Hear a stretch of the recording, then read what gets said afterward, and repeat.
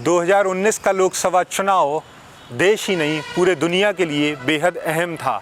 एक तरफ भाजपा राष्ट्रवाद का नारा लेकर मैदान में थी, उसके साथ ही उसका विकास का नारा था। दूसरी तरफ कांग्रेस जो सांप्रदायिकता और सेक्युलरिज्म के नाम पर जनता से वोट मांगने को थी।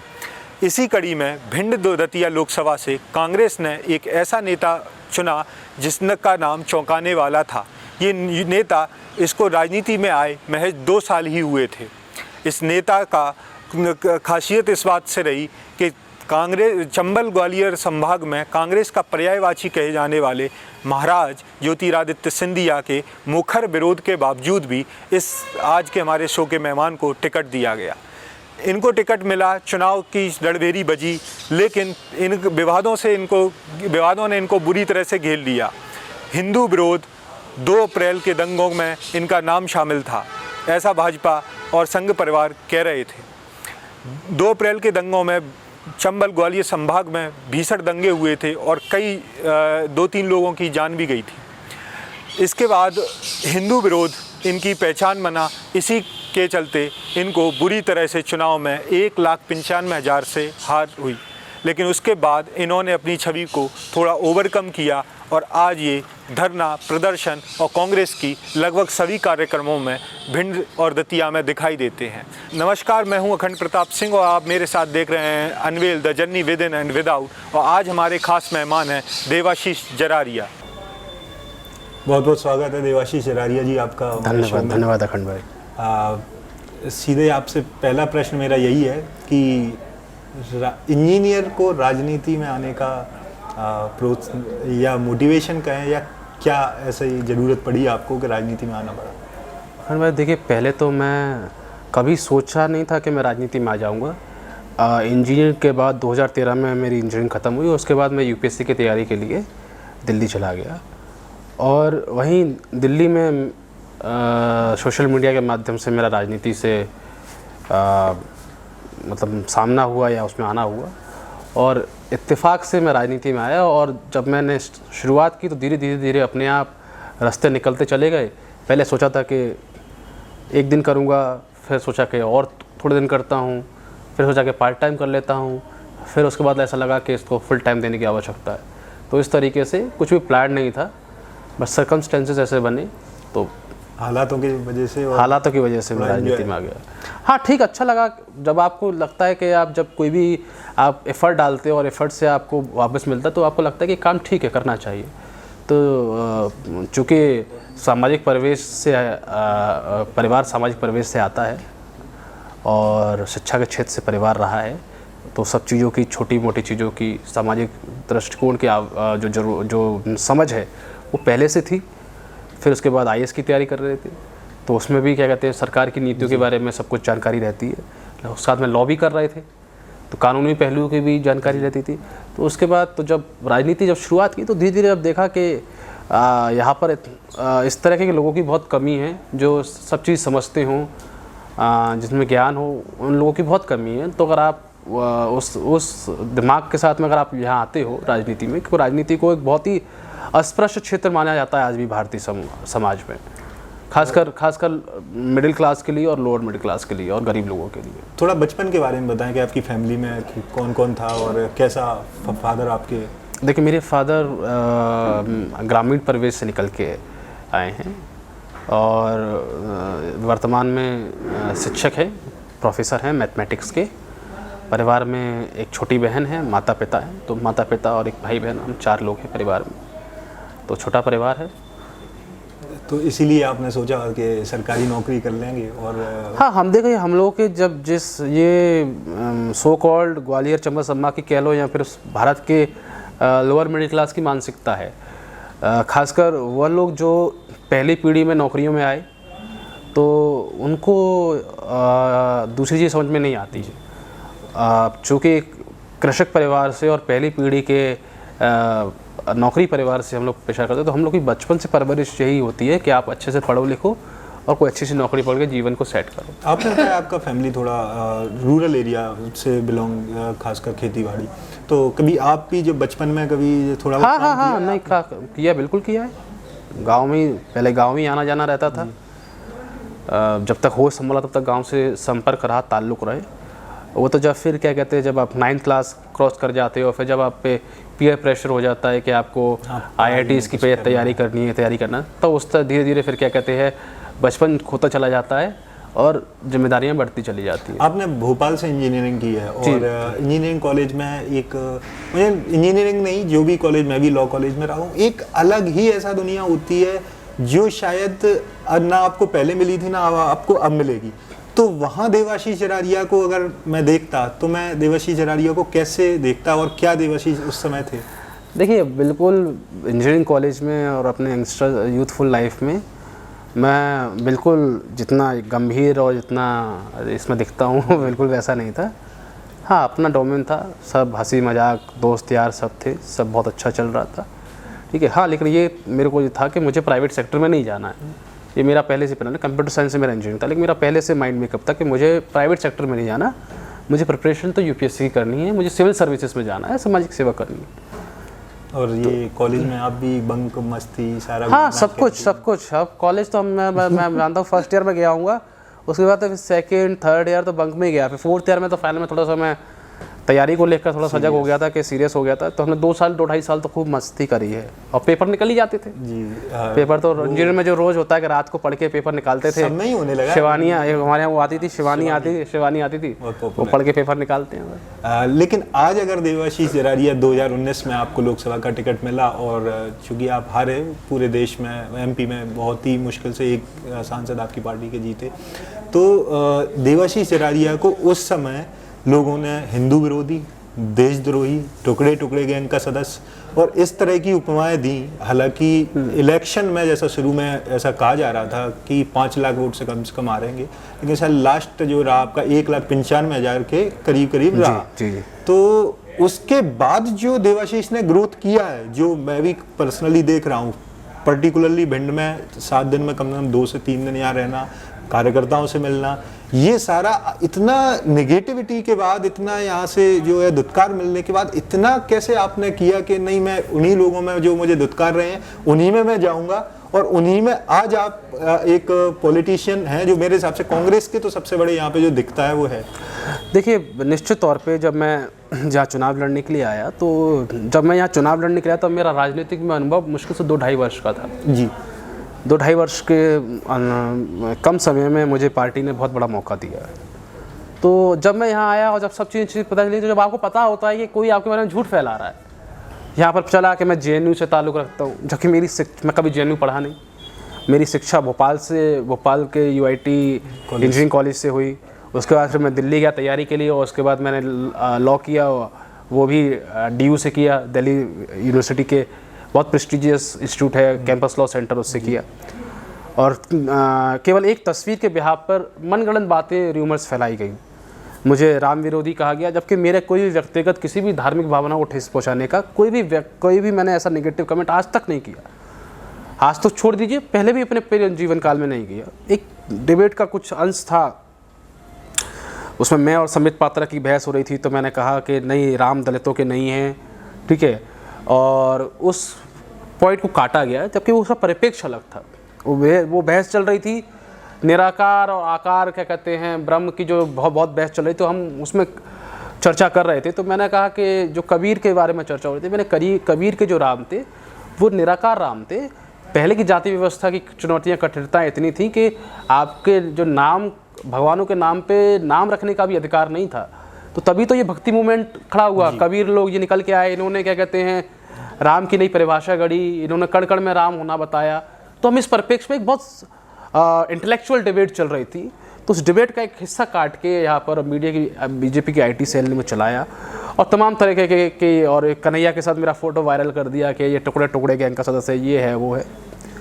तो मुझे लगा कि 10 दिन मेरा टिकट होल्ड होना भी उसमें बड़ी वो रही। मैं 10 दिन यहाँ पर था नहीं, टिकट अनाउंस हो गया था, तमाम तरह की नेगेटिव खबरें यहाँ पे आ रही थी और उसको काउंटर करने के लिए मैं उस समय मौजूद नहीं था। जब यहाँ पर 14 अप्रैल को मैं जब प्रचार चालू किया, 4-5 दिन तो आपके लगते थे, मतलब 20 तारीख से मेरा चुनाव प्रचार चालू हुआ और 12 तारीख को मेरा वोटिंग था, 10 तो मेरे को 20 दिन के से कम समय नहीं मिला और 8 विधानसभाएं थी। तो मुझे पता था कि मेरे को कम समय मिला है, भिंड में बहुत नेगेटिविटी है, उसके बाद ही मुझे अच्छा वोट मिला, करीब लगभग 3.5 लाख वोट मिला मुझे। तो मैंने कहा कि जब कुछ नहीं था, इतनी नेगेटिविटी होने के बाद भी अगर इतना वोट मिल सकता है तो मैं अगर जनता के बीच में काम करूँगा। और अगर सत्य के आधार पर बात होती तो झुटलाना मुश्किल था, लेकिन झूठ को झुटलाना तो कोई बड़ी बात नहीं है। तो इसलिए मैंने मेहनत की, लोगों को जब जितने लोगों से ज़्यादा मिलता गया, सबसे चर्चा करता गया, तो जिनसे भी एक बार बैठ लो मिल लो तो वो कहता है कि जिसके बारे में जिस तरह की तस्वीर देवाशीष की बनाई गई है, देवाशीष उस तरह का व्यक्ति नहीं है। तो अब देवाशीष को सो कॉल्ड हिंदू धर्म विरोधी और देशद्रोही लोग नहीं कहते? देखो, कहने वाले कहते रहे, पर अब तो मानने वालों के ऊपर है, अब मानने वाले नहीं। और निश्चित तौर पर मैं भिंड की जनता से भी कहना चाहता हूँ कि आप भारतीय जनता पार्टी को मौका क्यों देते, कोई धर्म को हथियार बनाए। देखिए, धर्म आपका मेरा निजी मसला हो सकता है, आप किसी को मानते हो, किसी भगवान को ज़्यादा पसंद करते हो, मैं किसी को कम पसंद करता हूँ, आप किसी को ज़्यादा पूछते हो, मैं नहीं पूछता हूँ, आप ज़्यादा व्रत रखते हो, मैं व्रत नहीं रखता हूँ। तो ये हमारी निजी चॉइसेस हो सकती है, लेकिन इससे भिंड के विकास पर और आपके जीवन पर कोई फ़र्क नहीं पड़ने वाला। मैं किसको मानता हूँ इससे आपके जीवन पर फ़र्क नहीं पड़ने वाला, आप जिसको मानते हो उसे मेरे जीवन में फ़र्क नहीं पड़ने वाला। एक जनप्रतिनिधि कैसा होना चाहिए, जनप्रतिनिधि किसी भी भगवान की पूजा करता हो, उससे ये फ़र्क नहीं पड़ता कि वो भिंड की समस्याएं कितनी सुलझा सकता है, भिंड का विकास कितना कर सकता है। तो यहाँ की जनता को समझना होगा कि भारतीय जनता पार्टी आपका इसी मानसिकता के साथ में 35 साल से शोषण कर रही है भिंड में जी। 35 साल से आपका शोषण हो रहा है। भिंड की दुर्दशा इतनी दयनीय है, मतलब देश के सबसे ज़्यादा पिछड़े एरिया में से, और सबसे ज़्यादा यहाँ पर जो माइग्रेशन है, सबसे ज़्यादा माइग्रेशन अगर किसी जिले का पूरे देश में अगर कहीं है तो भिंड जिले में। यहाँ का आदमी यहाँ टिकता नहीं है। मैं तो मतलब मुझे तो इतना दुख है कि हम बात बड़ी बड़ी करते हैं कि भिंड हमारी माटी है, चंबल की माटी है, पर यहाँ ऐसा कुछ हो नहीं रहा। ऐसा मतलब आप ये बताइए कि इस मिट्टी से, मतलब आप परिवार में रहते हुए माँ से इतना प्यार करते हैं, माँ को छोटा कोई नहीं चाहता, तो अगर आप इस ज़मीन से, इस धरती से इतना प्रेम करते तो क्या इसको छोड़ के चले जाते? माटी को कोई नहीं छोड़ता। अपनी लोगों ने कुर्बानियाँ दे दी भाई अपनी ज़मीन को बचाने के लिए, अपनी मिट्टी को बचाने के लिए, अपनी मातृभूमि को बचाने के लिए, और इस मातृभूमि से आप पलायन कर रहे हो, फिर कह रहे हो भिंड। तो भिंड की दुर्दशा के लिए यहाँ की जनता भी जिम्मेदार है। तो हमारा मकसद ये है कि यहाँ की भिंड की जनता अपने जो उनका मोटिव, उनका जो प्राइमरी ऑब्जेक्टिव क्या है कि वो उस भिंड को ऐसे उजाड़ और वीरान होते हुए देखना चाहते हैं। ठीक है, क्योंकि आप दूसरे प्रदेश चले जाओगे तो वो प्रदेश ही रह जाता है। आपके लिए तो हो रहेगा, आगे 3-4 पीढ़ी आपकी आएंगी, वो शायद उसको मातृभूमि मानने लग जाए। नहीं, लेकिन जो मेरा ये, मैं यहाँ आपसे एग्री नहीं करता कि भिंड की जनता, मुझे मतलब जो मुझे ऐसा लगता है, जो मैं आपसे भी ये पूछना चाहता हूँ कि भिंड में कितने स्कॉलर्स नेता रहे। अब जैसे आप अगर सारे 4 विकल्प हैं, 4 के चारों एक जैसे हैं, उन्हें काम वही करना है, वो कांग्रेस से हो, बीजेपी से हो, जीत के वो रिजल्ट सेम है। लेकिन अगर कोई बंदा ऐसा हो जो किसी अच्छे ग्रेजुएट स्कूल से हो या कोई अच्छा उसके पास विजन हो, तब वो विकास होगा। तो वो आपको करना है, क्योंकि आप ही मैं इसमें एक चीज़ में एग्री नहीं कर सकता। देखिए, 2 तरह की अप्रोच होती है, एक टॉप टू बॉटम अप्रोच होती है और एक बॉटम टू अप अप्रोच होती है। आप जो मुझसे बता रहे हो कि टॉप टू बॉटम अप्रोच रखो, नहीं, राजनीति ऐसी नहीं है, खासकर भिंड की राजनीति ऐसी नहीं है जो मैंने इतने थे। यहाँ बॉटम टू अप अप्रोच है। जनता जैसी होगी, नेता वैसा होगा जी। जनता जिन मुद्दों को चाहेगी, जनता के सामने परोसे हुए मुद्दे हैं। एक तरफ मैंने परोस के रखा है आपको विकास, भिंड का विकास, माइग्रेशन। मैं आप चाहता हूँ कि हायर एजुकेशन के इंस्टीट्यूट यहाँ बने, यहाँ पर रोजगार के साधन उपलब्ध हों, यहाँ का माइग्रेशन रुके। और दूसरी तरफ आपको परोस दिया है जाति, धर्म, माइनिंग, खदान, बंदूक के लाइसेंस। अब इस पड़ला किसका भारी है, ये भिंड की जनता को डिसाइड करना है। भिंड की जनता जब इस पड़ले को लगेगी तब आप भिंड की नई तस्वीर देख पाओगे। मेरा कहना ये है कि वो वाला आए तो विकल्प, तो विकल्प को एकमात्र विकल्प वो भी आपको जनता ने ज्यादा देखा नहीं है। आपको जनता ने जब टिकट अनाउंस हुआ तो सिर्फ 2 अप्रैल के दंगों के लिए नहीं, मैं बिल्कुल अखंड भाई, मैं मान रहा हूँ आपकी बात, लेकिन अब तो देख रहे हैं। अब ये देवाशीष के आने से पहले की कहानी है। मुझसे पहले भी तो यहाँ लोग आए हैं चुनाव, 2024 का चुनाव होने तो दीजिए। नहीं, मुझसे पहले भी लोग आए। मैं केवल अपने चुनाव से लेकर नहीं आप बता दीजिए। उदयन शर्मा जी यहाँ पर आए। अच्छा, मैं तो जहाँ भी जाता हूँ उदयन शर्मा जी से मैं तो नहीं मिला। राजनीति में मेरे आने से पहले उनका देवसान हो गया और मैं भिंड में आया और मैं परिचित नहीं था। भिंड में जब भी मैं आया तो कम लोग मुझसे, जब भी मैं कई लोगों के मैं कार्यकर्ताओं के मुख से सुनता हूँ कि देवाशीष से पहले उदयन शर्मा आए थे, कि बेहतर कैंडिडेट आए थे जिनको हम लोग नहीं समझ पाए। तो मेरा मकसद ये है कि हो सकता है आप कहीं भी, मतलब नॉट ओनली लोकसभा, वो विधानसभा हो सकता है, कोई भी वो पार्षद हो सकता है, सरपंच हो सकता है, तो आप कहीं तो प्राथमिकता दो। जो मैंने 2 पढ़ले बताए उसमें कहीं तो प्राथमिकता दो। भिंड में वो प्राथमिकता अभी भी मिसिंग है। तो ये तो वो इसलिए मिसिंग है कि यहाँ के जो जिम्मेदार लोग हैं, जो मैंने अभी तक निभाया, उन्होंने अपनी जिम्मेदारियाँ नहीं निभाई। ठीक है, यहाँ रहते हैं, वोट यहाँ है, पर रह रहे हैं ग्वालियर। सारी शिक्षा दीक्षा, जब उनका ग्वालियर से काम चल रहा है तो अपने क्षेत्र का विकास नहीं करना चाहते। वो चाहते हैं कि हमारा क्षेत्र, जो मैं बता रहा हूँ, ये बहुत कोर मानसिकता है यहाँ के लोगों की, खासकर उन लोगों की जो संपन्न हो गए हैं, कि वो भिंड को तो ऐसे ही रखना चाहते हैं और उन्होंने अपने सारे संसाधन शिफ्ट कर दिए। और जहाँ पे भी याद रखिए, चाहे वो हम लोग देश की बात करें, चाहे वो ज़िले की बात करें, चाहे गांव की बात करें, अगर उस गांव का, ज़िले का या देश का संसाधन बाहर जा के लग गया तो वो देश दरिद्र रह जाता है।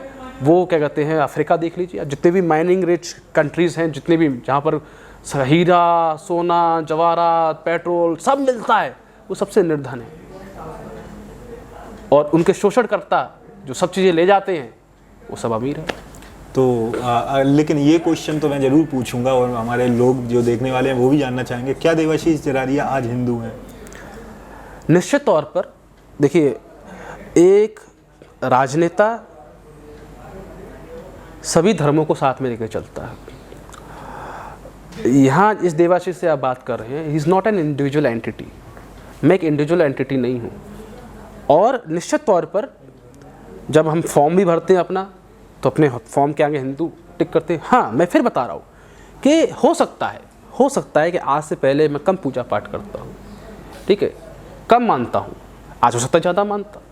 वो समय के साथ, हाँ, वो समय के साथ बदलता है, ठीक है, वो समय के साथ बदलता है, ठीक है। लेकिन एक राजनेता का जो जनप्रतिनिधि होता है, उसका मकसद होना चाहिए कि किसी भी, अब आप मुझसे बोलो कि गुरुद्वारा चलो तो मैं गुरुद्वारा जाने को तैयार हूँ। आप मुझसे बोलो कि चर्च चलो, चर्च जाने को तैयार हूँ। आप बोलो कि किसी बुद्ध विहार चलो, वहाँ जाने को तैयार हूँ। आप राम मंदिर ले जाओ, हनुमान मंदिर, हम सब तरह के सब लेते। तो नेता तो पानी की तरह होता है। देखो, सीधी सी बात है, जैसा बीकर है उसके जैसा आकार लेना चाहिए। और मैं मानता भी ये हूँ कि सेकुलर जो भारत देश है, जिसकी जो नींव है और जिस तरह का ये लोकतंत्र है, वह नेता को पानी की तरह होना चाहिए। मेरा एक और इसमें ही क्वेश्चन है कि जैसे आपने बताया कि पूजा करना is not something to follow the religion, it's about your daily routine. It could be, हाँ, हो सकता है जब मैं मंदिर चला जाऊँ, हाथ जोड़ लिया, पर हो सकता है कि आप कई सुबह 7 बजे उठ के पूजा पाठ करता है, उसकी दिनचर्या होगा। आप में हो सकता है आप यहाँ बैठे हैं, कुछ लोग हैं, वो हो सकता है क्या कहते हैं, जो सीनियर हैं, हमारे मम्मी पापा हैं, वो रोज़ पूजा करते हो, अब बच्चे नहीं कर पाते हो। तो ये आपको कभी शिकायत आपके पेरेंट्स हुई? क्योंकि मैं भी जैसे हूँ, तो मेरी मम्मी मुझे लगभग डेली, ऐसा कोई दिन नहीं होता ये टोकना भूल जाए कि बताओ। नहीं, मेरे घर में पूजा करता है, ऐसे डेली नहीं करता, लेकिन जब तक कर लेता हूँ, जब तक नहीं भी करता, तो वो कॉलेज वाला एटीट्यूड है मुझे। हाँ, तो मुझे भी ऐसा ये भी है, ये भी आपका कॉलेज का एटीट्यूड है, या इसके पीछे ये है कि नहीं मुझे करनी नहीं, ऐसा कुछ नहीं है। मेरे को ऐसा लगता है कि मुझे मेरी जो ईश्वर के प्रति भावना है, ठीक है, और मैं पता नहीं, मैंने ईश्वर से कभी बहुत कुछ मांगा नहीं। मेरे साथ ये भी है कि मैं अपनी समस्याओं के लिए बहुत ईश्वर पे आश्रित नहीं हूँ, ठीक है। मुझे ऐसा लगता है कि शायद परवरिश का या कर लिए या फिर मानसिकता का समझ लीजिए कि मैं ईश्वर को अपनी ज़रूरतों के लिए, है ना, मैं ईश्वर पे निर्भर नहीं करता। मुझे लगता है कि हाँ, ईश्वर है, एक शक्ति है जो हमारे साथ में है। कहीं श्रद्धा है कि कोई मंदिर से बाहर निकले तो अपने आप हाथ जुड़ जाते हैं, अपने आप सर नीचे झुक जाता है। पर हाँ, मैं अपनी चुनौतियों के लिए, अपने जीवन की चुनौतियों के लिए, ठीक है, कभी ईश्वर पर निर्भर नहीं रहा कि बहुत अच्छी बात। हाँ, मैं ईश्वर पर निर्भर नहीं रहा। बहुत अच्छी बात है, क्योंकि भगवान भी उसी का साथ देता है जो। हाँ, नहीं, मुझे ऐसा कभी फील नहीं हुआ कि यार ऐसी कोई चीज़ है जो यार मैं नहीं कर पा रहा हूँ और मेरे हाथ में नहीं है और मैं ईश्वर के पास जाकर रोऊं कि यार कि भगवान आपने ऐसा क्यों कर दिया, ऐसा कभी फील नहीं हुआ मुझे। आपके बारे में ये है कि जैसे आप बहुत राष्ट्रीय प्रवक्ता भी हैं कांग्रेस के, और टीवी पे अक्सर न्यूज़ चैनल्स में दिखाई देते हैं, नेशनल टीवी। पर ये जो लोकल है आपकी कॉन्स्टिट्यूंसी, भिंड दतिया जो आज कॉन्स्टिट्यूंसी है आपकी, इसमें आपको लोग, अभी बहुत से लोग तो आपको जानते भी नहीं है, ऐसा ये इसके लिए आप क्या कर रहे हैं? देखिए, भिंड बहुत ग्रामीण परिवेश है। और इससे समझ में आता है कि टीवी की क्या, भले टीवी का दौर कह लीजिए, भले इंटरनेट क्रांति कह लीजिए, भिंड एक वास्तविक देश की स्थिति में है जहाँ पर कई जगह ऐसी हैं जो इनसे अछूती हैं। निश्चित तौर पे एक बड़ी जनसंख्या है, बड़ा क्षेत्र है, पर्सनल पहुँचना मुमकिन नहीं है हर जगह पे। पर हमने अभी 2 साल 2.5 साल लगभग लोकसभा चुनाव को हो गया है, 2-2.5 साल में हमने काफ़ी कुछ कवर किया है और हम लोग फिर प्रयास कर रहे हैं। अभी हमारे पास 2-2.5 साल और है अगले चुनाव से आने से पहले, तो हम निरंतर प्रयास कर रहे हैं कि जितने ज़्यादा से ज़्यादा लोगों तक हो सके पहुँचे। हम नहीं पहुँच पा रहे तो मैसेज पहुँचे। तो मुझे लगता है कि आगामी चुनाव के आते आते तक हम भिंड के सभी पंचायतें, सभी ब्लॉक, सभी ग्रामीण क्षेत्र हम कवर कर लेंगे। आप बाढ़ में अमान क्षेत्र में गए, जो भीषण बाढ़ आई थी, ऐसा भी हुआ कि लोग देवाशीष जरारिया को जानते हैं पर आपका चेहरा नहीं जानते थे, तो हाँ, ये कौन आया है? हाँ, हो सकता है, बिल्कुल हो सकता है। और ये तो सर्कमस्टेंस की बात है, ये तो चुनौतियाँ हैं और इसको तो रिकवर करना है, धीरे धीरे रेक्टिफाई होगी। ये कई लोग, मतलब ज़्यादातर लोग तो है कि नाम से जानते हैं, अगर जिनमें 10% भी जानकारी है क्षेत्र के बारे में और चुनाव और राजनीति को 10% भी समझता है, वो नाम जानता है। हाँ, कई लोग हो सकते हैं कि चेहरे से वाकिफ़ नहीं है, इंटरेस्ट नहीं है, उसकी चीज़ें, तमाम चीज़ें, जैसे मैं बहुत ज़्यादा पर्चे पे, होर्डिंग पे और इस तरह के प्रचार पे मैं खर्चा नहीं करता, ठीक है, और वो मेरी कैपेसिटी में भी नहीं है, ठीक है। मैं एक मध्यम परिवार से आता हूँ, टू बी वेरी फ्रैंक, ठीक है। मैं राजनीति में, मेरे संसाधन बहुत लिमिटेड हैं, ठीक है, और मुझे अपने लिमिटेड संसाधनों का इस्तेमाल करके मुझे अपनी राजनीतिक लड़ाई लड़नी है, क्योंकि मेरे पिता केवल एक ओनली अर्निंग पर्सन है फैमिली में, और चूँकि मैं सीधे छात्र राजनीति से, तो छात्र के रूप में राजनीति, तो मैंने अर्निंग का अभी तक कोई साधन नहीं है, ना तो मेरा कोई ऐसा कोई बिजनेस है वो है, तो मेरे पास संसाधन बहुत लिमिटेड हैं और मैंने लिमिटेड संसाधनों से ये सफ़र यहाँ तक का तय किया है। मैं आपको वास्तव बता रहा हूँ मैं कि मेरा बहुत 10,000 रुपये 15,000 रुपये मुझे पॉकेट मनी मिलता था, उसी पॉकेट मनी में मैं लोकसभा का टिकट लेके आया, उसी पॉकेट मनी से थोड़ा सा बढ़ गया अब खर्च, क्योंकि अब गाड़ी मेंटेन करनी पड़ती है, क्षेत्र में घूमना आना पड़ रहा है, लेकिन मैं ये प्रयास कर रहा हूँ कि बहुत लिमिटेड रिसोर्सेज में मैं अपनी इस जर्नी को लेके जाऊँ। चंबल की राजनीति में चूँकि आप बहुत टैलेंटेड हैं, जो कि क्योंकि आपको पॉलिटिकल समझ तो है, लेकिन चंबल की राजनीति में आपको ऐसा नहीं लगा कि टैलेंट की कद्र नहीं है?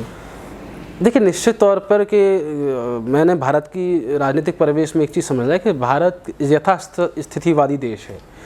यहाँ चैलेंज को, जो चेंजेस हैं उसको बहुत ज़्यादा लाइक नहीं किया जा सकता, और कोई भी परिवर्तन है उससे सबसे पहले भय की एक दृष्टिकोण रहता है कि यार ये बदल गया, अगर ऐसा कुछ बदल गया तो क्या हो जाएगा। हो सकता है वो बदलाव सार्थक हो, है ना, पॉजिटिव हो, लेकिन वो बदलाव के बाद पता चलेगा। लेकिन यहाँ स्थिति ऐसी है कि किसी भी पूरे देश में, भिंड स्पेशल में, कि बदलाव को आदमी तवज्जो नहीं देता, बदलाव से आदमी भयभीत होता है, डरता है।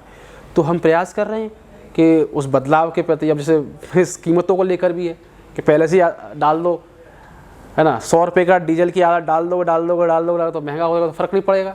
अब जैसे रेलवे के टिकट महंगी कर दी है और आपको लॉकडाउन के बीच में आदत डाल दी कि आपको इतने खरीदना है, उसके बाद फिर आप महंगे रख रहे हैं, तो किसको क्या फ़र्क पड़ रहा है? तो आदत का खेल है। तो एक बार चेंज के प्रति अगर जनता तैयार हो जाती है तो चेंज के लिए सुटेबल है। मुझे लगता है कि भिंड की जनता को भी हम धीरे धीरे व्यक्तिगत तौर पे तैयार कर लेंगे। काफ़ी कुछ हमने इसमें, इस जर्नी में, इस कठिनाई को, चुनौती को हमने पार किया है, और निश्चित तौर पर मुझे यकीन है कि जब भी आगामी अगला लोकसभा चुनाव आता है तब तक हम पूरी चुनौती को, इसको पाट लेंगे। कल के अखबार में जो परसों मीटिंग हुई थी सांसद उसमें थी, और संजू विधायक ये भिंड से थे, जब नगर पालिका ने कहा कि अभी 70 किलोमीटर सड़कें सीवर की बाली जो खुदी हैं वो बन चुकी हैं शहर में, तो संजू बोले 10 किलोमीटर भी दिखा दीजिए। तो चूँकि संजू को मैं मुख्य विपक्षी दल नहीं मानता, भाजपा से ही वो आए हैं और वो अभी बसपा में भले हैं, लेकिन उनका थोड़ा सा 2 ही सांसद विधायक हैं उनकी पार्टी के। आपकी पार्टी जो है मेन अपोजिशन पार्टी है, सीवर को लेके इतना बुरा हाल है भिंड शहर का पर्टिकुलरली, तो इसको लेकर के कांग्रेस ने अभी तक कोई ऐसा मुद्दा नहीं बनाया इसको जो होना चाहिए।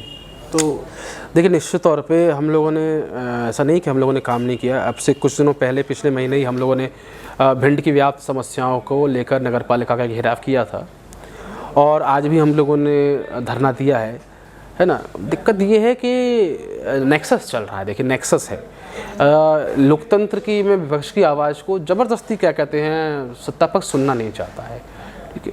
और इसी चक्कर में यहाँ पर स्थितियाँ इतनी भयावह हो गई हैं।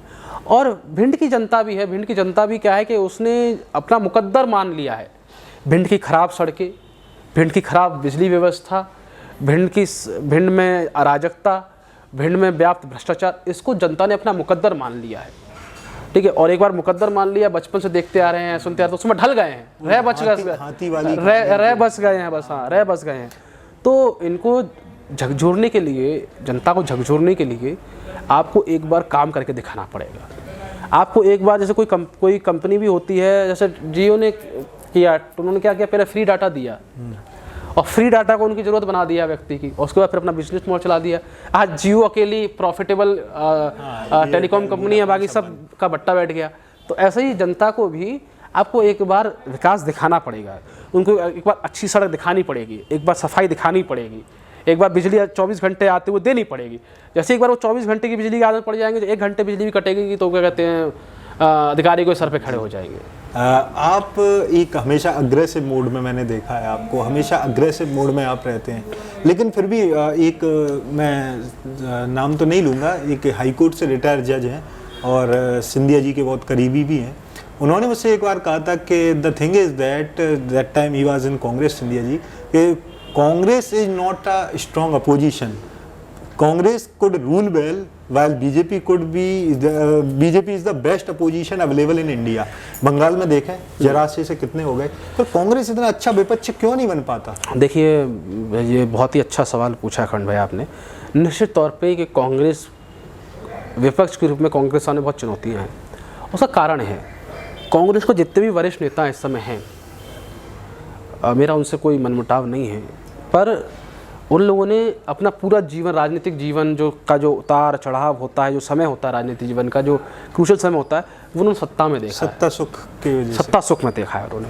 तो बिल्कुल निश्चित तौर पर उनको संघर्ष का मतलब नहीं पता। ठीक है, ज़मीन में संघर्ष कैसे होता है ये पता नहीं है। लेकिन चूँकि अब कांग्रेस बदल रही है, नया नेतृत्व आ रहा है, और जो पिछले 2014 के बाद से जो लोग राजनीति में आ रहे हैं वो अपने आप को विपक्ष में पा रहे होंगे, उनके लिए संघर्ष एक जरिया होगा राजनीति में आने का, जैसे हम लोगों के लिए संघर्ष एक जरिया है राजनीति में आने का। तो हम लोग संघर्ष करेंगे। मुझे अच्छे से याद है कि आरएस के खिलाफ कांग्रेस इतनी मुखर मुझे ना इंदिरा गांधी के समय में दिखी, ना राजीव गांधी के समय में दिखी, और उसके परवर्ती आगे आने वाले भी नेताओं के सामने, क्योंकि उस समय इतनी बड़ी चुनौती नहीं थी आरएसएस। लेकिन एक दिक्कत तो है, जैसे आप जो कह रहे हैं नया परिवर्तन नेतृत्व आ रहा है, वो बदलाव कर रहा है, पुरानों को सत्ता सुख का, लेकिन नया नेतृत्व तो आ रहा है, वो तो नया नेतृत्व एक समय बाद बीजेपी में ही जा रहा है। आपने सिंधिया को तैयार किया, सिंधिया बीजेपी में चलेगा, जितिन प्रसाद को तैयार, सिंधिया जी को मैं देखिए, to be very frank, Scindia ji को मैं संघर्षशील नेतृत्व तो नहीं मानता। क्या संघर्षशील नेतृत्व? जो व्यक्ति सोने का चम्मच लेकर, नहीं सोने का चम्मच भी नहीं, हीरे का चम्मच लेकर पैदा हुआ हो, उसको आप संघर्षशील नेतृत्व कैसे कह देंगे? कमलनाथ के खिलाफ तो कह रहे थे सड़कों पे आएंगे, कहा तो देख ली सड़कों पे आ गया, और इतने सड़कों पे आने तो अपनी पार्टी बना लेते, पार्टी क्यों नहीं बनाई अपनी? बस सिंधिया कोई बड़ा छोटा नाम तो नहीं था मध्य प्रदेश की राजनीति के लिए। तो कहने की बात अलग है, हमने उनको बहुत नज़दीकी से देखा है, उनके राजनीतिक पैटर्न को देखा है। वो बिना सत्ता, उनके तो भाई खास पिए और उनके गाड़ी कहते थे कि महाराज इतने परेशान है, 8 महीने सत्ता नहीं है, जीवन भर जिसने की आँख खोली तो उसने सत्ता देखी, 8 महीने सत्ता नहीं है, तो वो तो छोड़ के इसलिए गए कि सत्ता से 8 महीने से दूर थे, इसलिए चले गए वो। तो संघर्ष उनके मन की बात नहीं है, उनके बस की बात नहीं है। वो मालाएं डलवा सकते हैं, अपना स्वागत करा सकते हैं, वो इसमें खुश है। ठीक है, अच्छा है, हम लोगों को नहीं करना पड़ रहा है, हम लोग की ऊर्जा बच गई। ठीक है, नहीं तो हमारी आधी से ज़्यादा ऊर्जा तो उनको मनाने में और उन पे मालाओं पे और उनके बार बार उनके स्वागत पे खर्च हो जाती है। तो आप ये कह रहे हैं कि सिंधिया आपके लिए सफ़ेद हाथी हो गए थे? अब ये मैं क्या कह रहा हूँ, तो पूरी कांग्रेस कह रही है। पूछ लीजिए। आप चूँकि राजनीति में भी हैं, फैमिली का सपोर्ट है आपको? हाँ, मुझे फैमिली का बहुत सपोर्ट है। मैं पहले ही बोल चुका, मैं बहुत मध्यम वर्गीय परिवार से हूँ। मेरे पिताजी अकेले कमाने वाले व्यक्ति हैं, तो मैं राजनीति कर पा रहा हूँ, तो पूरा फैमिली का मुझे सपोर्ट है। Your family watch you at live and the television and you are main opposition, so does they like what would be the right word, वो आपको क्रिटिक करते हैं कभी? जैसे हाँ, कई बार ये मेरी कई गलती हो जाती है तो मुझे बहुत डांट पड़ती है। पॉलिटिक्स में भी हाँ बिल्कुल पड़ती है। मेरा ये सवाल है, मेरे फादर मेरे राजनीति को बहुत क्लोजली वॉच करते हैं। अच्छा। मेरे हर स्टेप को देखते हैं और प्रतिदिन का मुझसे फीडबैक लेते हैं। हर दिन जो आता हूँ, जैसे एक टीचर फीडबैक लेता है कि तुम क्या पढ़ के आए, कल का होमवर्क क्या था, ठीक है, क्या किया तुमने, क्या किया। मुझे प्रत्येक दिन का अपना फीडबैक होता है, प्रत्येक 24 घंटे में मैंने राजनीति में क्या किया, क्या नहीं किया। मैंने कोई गलत स्टेप लिया हो तो मेरे पिताजी मुझे डांटते हैं। तो निश्चित तौर पे मेरी राजनीति का पूरा अवलोकन मेरे फैमिली के द्वारा If होता I है। reframe this question, I want to ask like you are on television or wherever you are speaking on Dharna anywhere, because you are a very good spokesperson, orator. So if someone sees you, your family, your friends, तो उसमें कभी ऐसा आता है कि नहीं Debashish this is politically incorrect, Debashish your tone और तुम्हारे बाल ऐसे होने चाहिए थे, मतलब छोटी छोटी बातों पे हाँ बिल्कुल। देखिए मैं इतना जानता हूँ कि मेरे परिवार में मेरी सब चीज़ों का नोटिस कोई रखता तो मेरे पिताजी रखते हैं। बाकी तो परिवार में कोई, मेरे पापा ही सबसे ज़्यादा पढ़े हैं, ठीक है, तो ज़्यादा कोई इतना पढ़ा भी नहीं है गाँव में, ठीक है, ग्रामीण परिवेश का मेरा परिवार है, तो उनको बहुत ज़्यादा जानकारी नहीं है चीज़। उनको तो ये भी, कई लोग तो मेरे दादा वादा हैं तो ये भी समझ नहीं पाते कि ये लोकसभा क्या चीज़ होती है क्या है, ठीक है ना। उन्होंने तो देखा है ग्राम का सरपंच होता है, ठीक है, जनपद का अध्यक्ष होता है, विधायक, हाँ, अब बहुत से बहुत विधायक बहुत बड़ी चीज़ है, विधायक बहुत बड़ी चीज़ है, सांसद तो फिर कहीं लगता नहीं है। तो निश्चित तौर पर कि मेरे फादर हैं, उनके दोस्त वगैरह हैं। It will be very easy to say that your biggest critic is your father only. हाँ, my biggest critic and my biggest supporter in politics is my father. So you get support from him whenever you are nervous because of many. हाँ, कई बार ऐसा अभी तो ईश्वर की कृपा से मेरे को ऐसा कोई चांस मिला नहीं इसमें बहुत ज़्यादा नर्वस हो जाऊँ, ठीक है। मैं इमोशनली काफ़ी स्टेबल हूँ, ठीक है, और ठीक है मुझे लेकिन जब भी ऐसा लगता है कि मुझे राजनीति में कोई सलाह की आवश्यकता होती है तो मेरे फादर इज ऑलवेज। आपके नेचर के बारे में, यू आर वेरी एग्रेसिव। सो अगर आप सांसद कभी से बनते हैं 2024 या मैं मुद्दों को लेकर अग्रेसिव हूँ नहीं, मैं अपने नैतिक जीवन में जो अपना दिनचर्या में मैं बहुत विनम्र हूँ। वही कह रहा हूँ, जैसे 2024 में आप संसद पहुँचते हैं और मान लीजिए तब भी बीजेपी गवर्नमेंट ही रहती है या कांग्रेस भी रहती है, तो उस समय भी आप क्या उतने ही अग्रेसिवली भिंड के मुद्दों को? देखिए मैं मुद्दों को लेकर काफ़ी अग्रेसिव हूँ और मेरी राजनीतिक में मैं अभी भी ये मान के चलता हूँ, चाहे मैं राजनीति में, मेरे कुछ उसूल है राजनीति में सक्सेसफुल हूँ या नहीं हूँ, चुनाव जीतूँ या हारूँ, लेकिन मैं मुद्दों को लेकर बहुत क्लियर हूँ, मैं बहुत क्लियर हूँ और मुद्दों पर मैं समझौता नहीं करता, चाहे कोई राजनीतिक दबाव मेरे पे हो या नहीं हो। ऐसा नहीं है कि कई बार मुद्दों, यहाँ पर भी मुद्दों की राजनीति पे कई राजनीतिक दबाव आए मेरे पे, लेकिन मैंने साफ साफ कह दिया कि देखो मुद्दे की राजनीति पे मैं कोई समझौता नहीं कर सकता। हाँ, अगर चुनाव जब जीतता हूँ, कभी मुझे जनता की सेवा करने का मौका मिला तो निश्चित तौर पर रखिए कि मैं इस राजनीति में कुछ बदलने के लिए आया हूँ। या मेरा मोटिव क्या था राजनीति में आने का? मैं दिल्ली रह रहा था, भिंड मैंने कभी देखा नहीं जी। भिंड में कभी, जब मैं चुनाव लड़ने गया तो भिंड के 4 लोगों से परिचित नहीं था, है ना। तो जब मैं भिंड जैसे जिसमें राजनीति में आया, मुझे तो लोकसभा चुनाव का टिकट का और चुनाव लड़ने का मतलब भी नहीं पता था जब मैं चुनाव लड़ने के लिए यहाँ पर आया। आपको ये पता था कि भिंड में कितनी लोकसभा में कितनी विधानसभा? हाँ, ये तो पता था, तो पढ़े लिखे अपन तो ब्लॉग सब पढ़ लिए थे, है ना, पर देखा नहीं था, टू बी वेरी फ्रैंक, सब चीज़ देखा नहीं था। जब कि लगा के चुनाव लड़ना है तब मैंने पूरा क्षेत्र का भ्रमण किया, विधानसभा, उससे पहले विधानसभा क्षेत्र में मैं घूम गया था। अच्छा। हाँ, विधानसभा में 20 विधानसभा, हाँ विधानसभा में 20 विधानसभाओं को मुझे प्रभार दिया गया था माननीय कमलनाथ जी द्वारा, तो मैं घूम चुका था। तो लेकिन ये था कि मोटा कि मैं बहुत ज़्यादा लोगों से परिचित नहीं था, बड़े नेताओं को ही जानता था, या विधायकों को जानता था, या विधायक के कैंडिडेटों को जानता था, या कुछ पदाधिकारी को जानता था। बाकी जनता से मेरा या कार्यकर्ताओं से मेरा ज़्यादा कनेक्ट नहीं था, क्योंकि मैं दिल्ली से सीधे राजनीति के यहाँ पर आया था। तो अब चीज़ें परिस्थिति काफ़ी बदल गई हैं, तो मैं ये बात पे बहुत हूँ कि मैं यहाँ कुछ बदलने के लिए आया हूँ और मैं ये मानता हूँ कि कुछ लोग यहाँ पर आए, भिंड की राजनीति में बहुत कम लोगों का नाम है, जैसे मैंने एक नाम तो आपको बता दिया कि चुनाव लड़ने के लिए आए थे, है ना। ऐसे ही मैं एक भिंड के मशहूर IAS ऑफिसर भी हैं, है ना, टी लैया राजा, जिनकी बड़ी चर्चा सुनता रहा। तो मुझे इतना पता है कि भिंड की जनता के लिए कोई अच्छा करके जाएगा तो भिंड की जनता उसको याद रखती है, ठीक है, उसके गुणगान गाती है, ठीक है, चाहे वो सक्सेसफुल हो राजनीति में, बाद में उसको जिताएं हराए वो अलग बात है, लेकिन भिंड की जनता उसे याद रखती है। तो मेरा मकसद ये है कि अगर मुझे कभी मौका मिला तो कम से कम मैं इतना तो करके जाऊं कि भिंड की जनता मुझे याद रखें। 2019 के चुनाव के एक छोटा सा आंसर मैं चाहता हूँ कि आप लॉ से ही हैं तो it would be easy for us. Audi alteram partem एक शब्द है, hear the other side also. ये नेचुरल लॉ का एक प्रिंसिपल है, किसी को भी बिना सुने उसके खिलाफ फैसला नहीं लेना चाहिए। तो आपको ऐसा नहीं लगा कि आपके खिलाफ वही हो गया 2019 के चुनाव में? आपको मौका ही नहीं मिला, तब तक आपके खिलाफ जजमेंट हो गया। हाँ देखिए, लेकिन राजनीति लॉ के हिसाब से नहीं चलती जी। राजनीति सेंटिमेंट्स के हिसाब से चलती है। और नहीं, जितना मुझे पता है कि मैं समझता हूँ कि हम लोग कोर्ट रूम में हो और राजनीति में कितना अंतर है। ठीक है, कोर्ट रूम में राजनीति बिल्कुल प्रभाव नहीं डाल सकती। कोर्ट जितना भी सेंटिमेंटल प्रश्न होगा, कोर्ट उसको लॉ में क्या लिखा है उसी कॉन्स्टिट्यूशन, हाँ कॉन्स्टिट्यूशन में क्या लिखा है, लॉ क्या कहता है, उसी परिदृश्य देखेगा। भावनाओं का उसमें कोई हस्तक्षेप नहीं है। राजनीति पूरी भावनाओं से चलती है, स्पेशली भारत की और भिंड की। आप अर्लियर यू वर दलित नेता और ऐसा माना जाता है, पहले आप बीएसपी में रहे, वहाँ से कांग्रेस में आए। तो दलित राजनीति एक सबसे बड़ी जो मैं ऑब्जर्व कर रहा हूँ, आपने बताया आप हिंदू हैं, बौद्ध नहीं है, तो जो बौद्ध रिलीजन पर्टिकुलरली जो कन्वर्जन है, खासकर जब से बाबा साहब अम्बेडकर ने नागपुर में 1956 में धम्म परिवर्तन किया, तो ये जो है, आप इसको क्या आपको लगता है, आपको जो दलितों में आपका उठना बैठना है उनको आप ये बताते हैं कि नहीं कन्वर्जन की ज़रूरत नहीं है?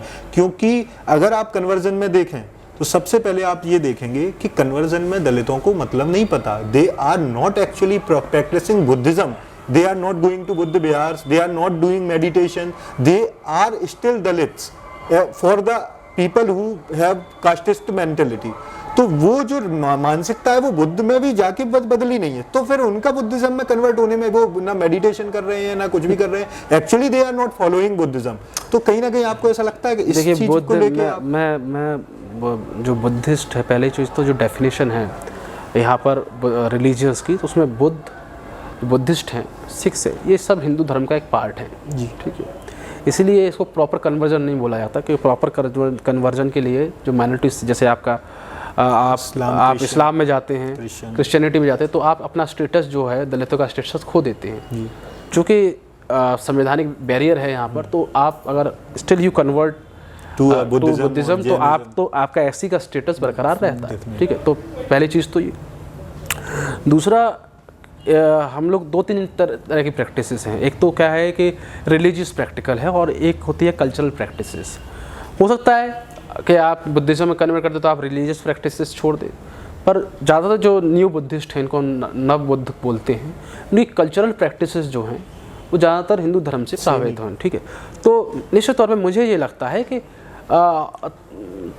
बहुत थोड़ा परिवर्तन है बुद्धिस्ट में जाके, पर उनका जो अमूलचूल जीवन है वो उसमें बदलाव नहीं आता, धार्मिक रूप से भी बदलाव नहीं आता।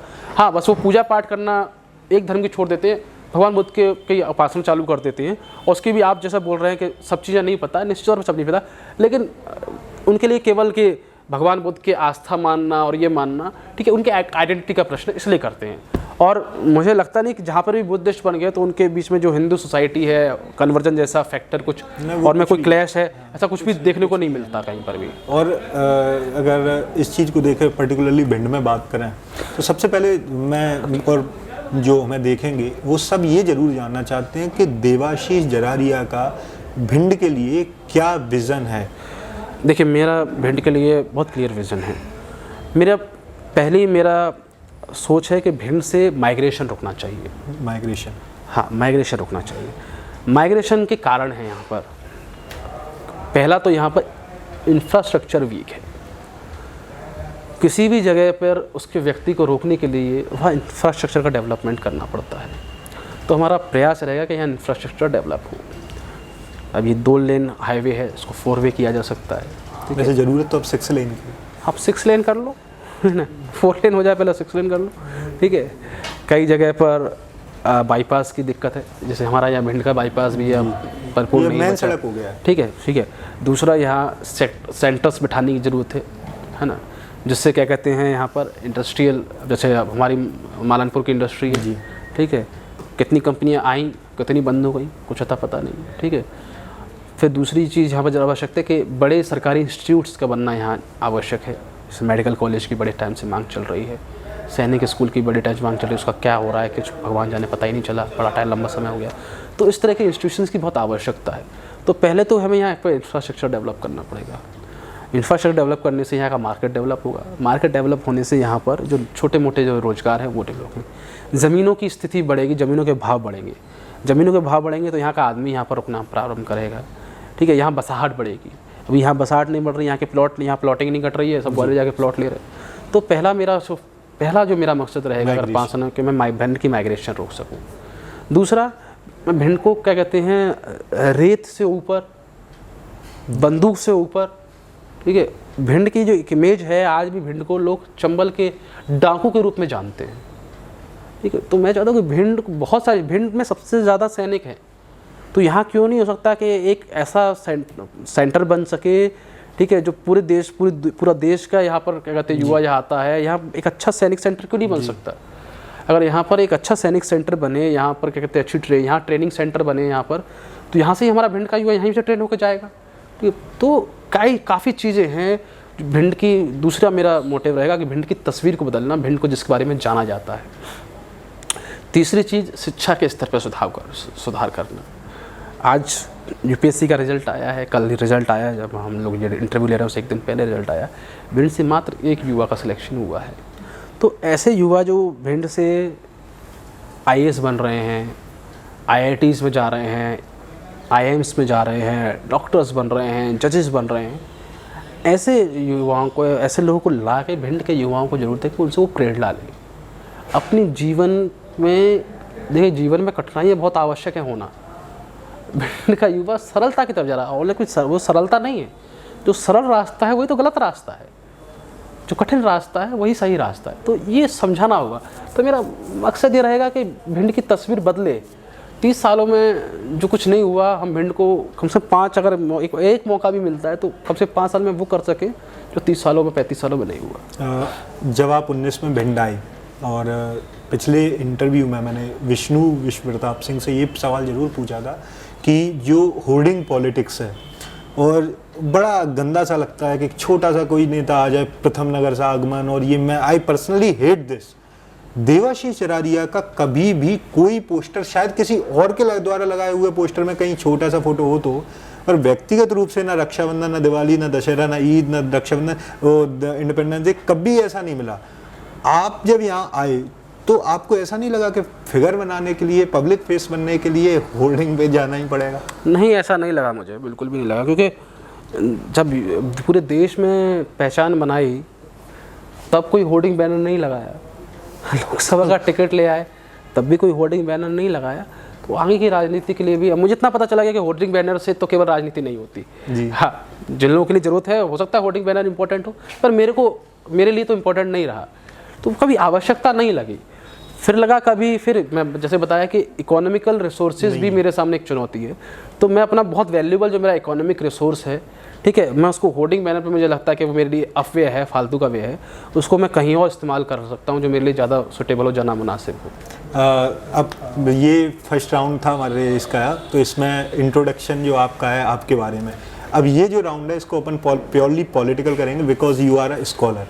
पहला क्वेश्चन, शर्जील इमाम, कन्हैया कुमार, शैला राशिद, आफरीन फातिमा, इनसे आपके क्या संबंध है? देखिए, कन्हैया से, शर्जील से तो मैं कभी मिला नहीं। कन्हैया से मैं हूँ, और शैला राशिद से मैं मिला हूँ, कन्हैया से मिला हूँ।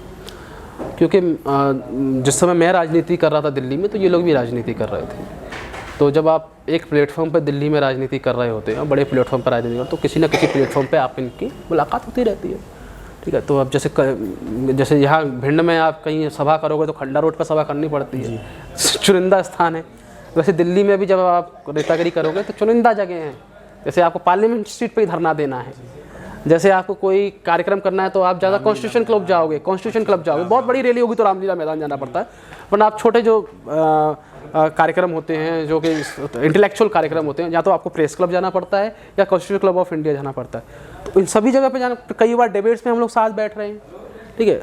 तो मेरी पहली बार कन्हैया से जो व्यक्तिगत चर्चा हुई थी वो हमारी हुई थी जब हमने मॉब लिंचिंग के विरुद्ध अभियान चलाया था। जब पहलू खान की हत्या हुई थी, मॉब लिंचिंग हुई थी, तो उसके बाद पहला जो अभियान देश में कहीं चलाया तो उसमें हम लोगों ने चलाया। उसमें काफ़ी साथी उसमें मौजूद थे, उसमें कन्हैया भी थे। एक टीम के रूप में हमें लाया गया था साथ में। हमने उसमें एक मानव सुरक्षा कानून भी ड्राफ्ट किया, जो कि प्राइवेट बिल के रूप में हमने राज्यसभा में और लोकसभा में पेश भी कराया था। तो इस तरीके से हमने जब कार्यक्रम किया, तो उस कार्यक्रम में मेरी मुलाकात हुई, तो उनसे ये था कि वो दूसरी विचारधारा के थे, मैं दूसरी विचारधारा का, लेकिन चूँकि एक विपक्ष के रूप में हम लोग सब लोग काम कर रहे थे, इसलिए मैं उनको जानता था। इशू ये क्रिएट होता है कि जब आप स्कॉलर हैं, जो कांग्रेस के और नेता हैं जो उनको तो उतना उनको नॉलेज भी नहीं है, 43 मिनट की स्पीच है शर्जील इमाम की अलीगढ़ मुस्लिम यूनिवर्सिटी में। He slammed Gandhi also, Gandhi, who is father of nation, he slammed him. He says that Gandhi is still the most fascist leader India has ever had. इस तरह की मानसिकता के बावजूद कांग्रेस ने शर्जील इमाम के खिलाफ कोई शब्द नहीं बोला। असम को कट ऑफ करने की बात तो ठीक है, वो उसको एक्सप्लेन भी कर रहे हैं कि वो जो हम चक्का जाम की बात कर रहे थे, हालांकि उसमें उन्होंने स्पष्ट कहा था कि इंडिया को परमानेंटली चक्का जाम से आप कैसे काट सकते हो असम से। इसको लेकर भी कांग्रेस ने कभी ऐसा विरोध नहीं जताया, तो कहीं ना कहीं ये आपको ऐसा नहीं लगता इस वजह से आप नहीं? देखिए मैं देखिए क्या कहते हैं, शर्जील इमाम, और देखिए स्टेट बहुत बड़ा होता है और देश बहुत बड़ा है, ठीक है, और जितने भी आप माने ये कानून मान लें, चाहे सेडिशन लॉज मान लें, जो भी मान लें आप, ठीक है, आप उनको एंटी नेशनल बोले चाहे बोले, मैं नहीं ये मानता कि भारत का देश का कानून से बढ़ के कोई ऐसा व्यक्ति है जो एक व्यक्ति भारत देश के टुकड़े कर देगा।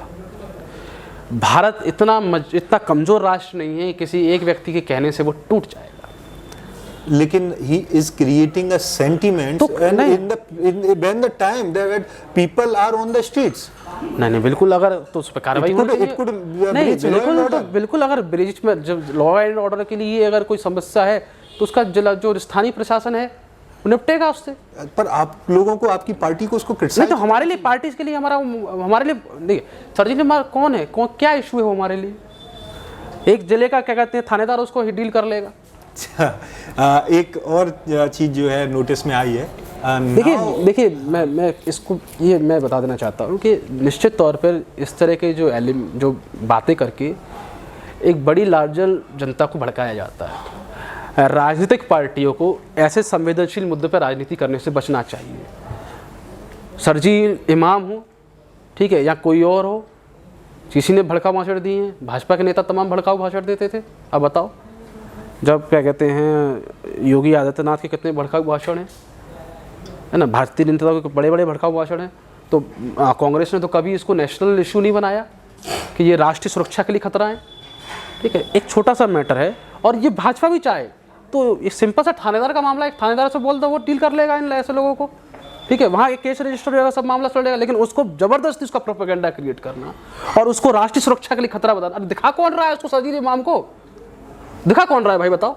अब तो उसके ऊपर जेएनयू में चर्चा होती है। हाँ, नहीं तो मैं बता रहा हूँ, दिखाया किसने, बनाया किसने?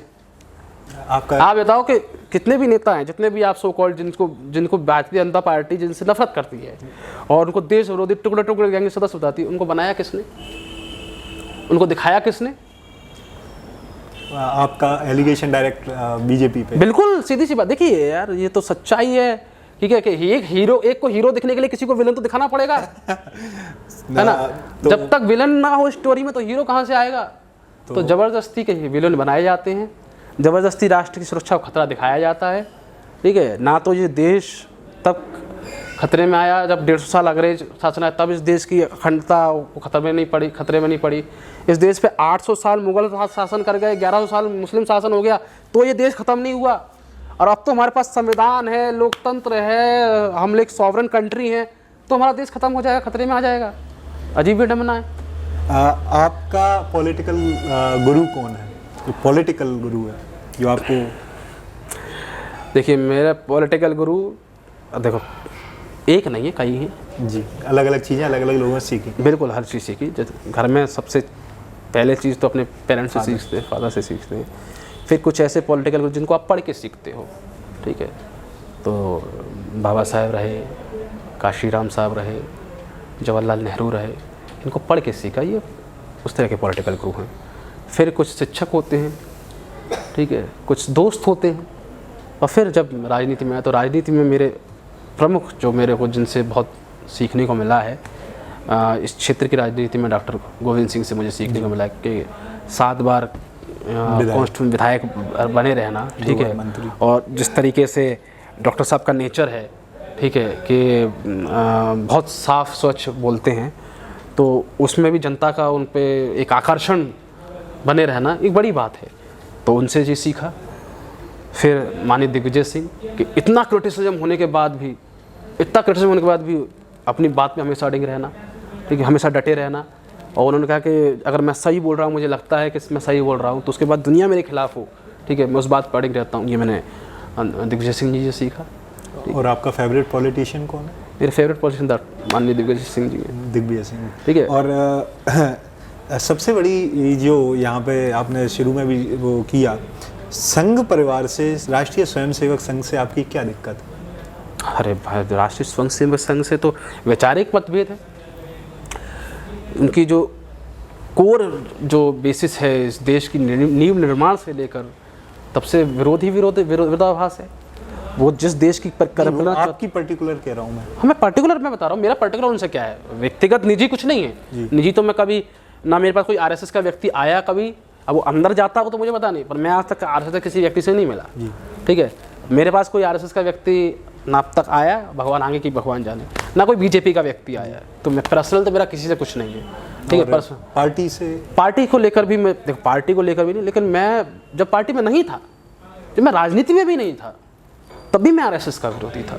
अगर आज मैं एक वोटर होता, केवल एक वोटर होता, राजनीति में नहीं होता, तो भी मैं आरएसएस के विरोध में होता। क्यों? क्योंकि उनकी जो आरएसएस की जो बेसिक आइडियोलॉजी है, ठीक है, वो जो हमें जो कुछ भी हमें बाबा साहब को मानते हैं, संविधान को मानते हैं, जो बाबा साहब को, संविधान को, गांधी को, नेहरू को मानते हैं, वो कभी भी आरएसएस के साथ में नहीं जा सकता। क्योंकि आरएसएस ने जो देश की नींव रखी, पहले तो वो सेकुलरिज्म को खारिज करते हैं, ठीक है। उसके बाद वो इस देश की जो प्रॉपर जो डेमोक्रेसी हमें ग्रांट हुई, जिस वे में ग्रांट हुई, उस डेमोक्रेसी को खारिज करते हैं, ठीक है। इस देश के रिसोर्सेज पे किसका कब्जा होना चाहिए, इस देश किस तरीके से साकार होना चाहिए, इस देश पे संविधान को खारिज कर देते हैं ये लोग।